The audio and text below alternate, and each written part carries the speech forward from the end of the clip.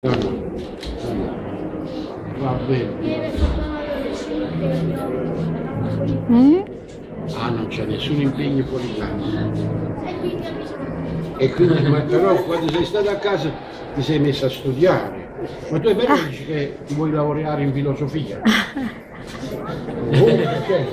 No, Fabrizio è d'accordo con gli animali, è d'accordo. Ah sì? Non c'è stata una preghiera domenicale che non parla degli animali.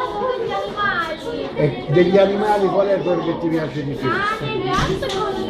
Anatra, gatto e coniglio, sì. E anche gli animali domestici della fattoria. Gli animali della fattoria, vieni qua che mamma che si ha la fotografia.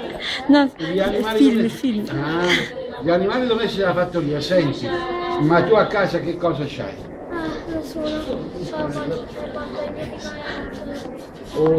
Evidenza, il primo figlio della signora, lei glielo benedetto nella pancia. Ah, Se si ricorda, il primo figlio glielo benedetto nella pancia. sì. Adesso invece la seconda è uscita da pochissimo. Quando è nato? Ma 19 Settembre, San Gennaro. Mamma mia, ora che nome daremo? Rita si chiama. Rita Gennaro. Gennarina, Rita Gennarina. Bravo, e quando partite lei? Vediamo. L'anno là sono con la Che angioletto, vedi, tu non hai mai visto i viaggi? Ecco, vedi? Che bell'angioletto, vedi? Vedi come dormi. Tu invece quando dormivi piangevi. Quando eri piccolino piangevi sempre. È vero, non dormiva, piangeva solo. Se penso siamo quasi pronti, mezzogiorno e qui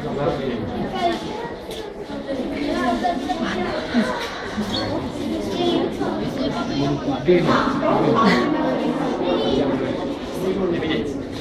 Sì. Tu poi all'inizio, dopo il saluto liturgico,